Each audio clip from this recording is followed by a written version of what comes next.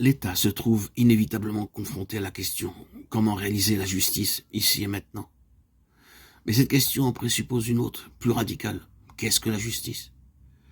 C'est un problème qui concerne la raison pratique, mais pour pouvoir agir de manière droite, la raison doit constamment être purifiée, car son aveuglement éthique découlant de la tentation de l'intérêt et du pouvoir qui l'éblouissent est un danger qu'on ne peut jamais totalement éliminer.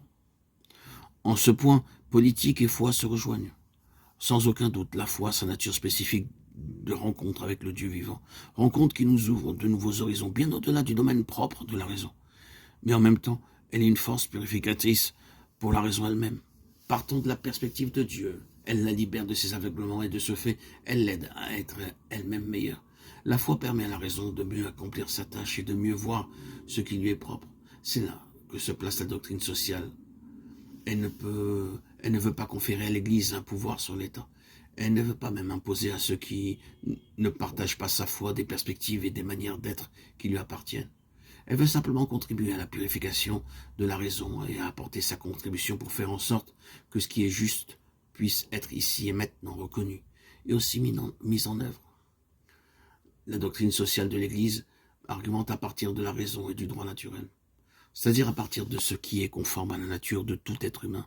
Elle sait qu'il ne revient pas à l'Église de faire valoir elle-même politiquement cette doctrine. Elle veut servir la formation des consciences dans le domaine politique et contribuer à faire grandir la perception des véritables exigences de la justice. Et en même temps, la disponibilité d'agir en fonction d'elle, même si cela est en opposition avec des situations d'intérêt personnel. Cela signifie que la construction d'un ordre juste de la société et de l'État par lequel est donné à chacun ce qui lui revient est un devoir fondamental, que chaque génération doit à nouveau affronter.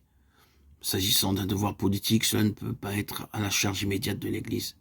Mais puisque c'est en même temps un devoir humain primordial, l'Église a le devoir d'offrir sa contribution spécifique, grâce à la purification de la raison et à la formation éthique, afin que les exigences de la justice deviennent compréhensibles et politiquement réalisables. L'Église ne peut ni ne doit prendre en main la bataille politique pour édifier une société la plus juste possible. Elle ne peut ni ne doit se mettre à la place de l'État, mais elle ne peut ni ne doit non plus rester à l'écart dans la lutte pour la justice. Elle doit s'insérer en elle par la voie de l'argumentation rationnelle. Elle doit réveiller les forces spirituelles, sans lesquelles la justice, qui requiert aussi des renoncements, ne peut s'affirmer ni se développer.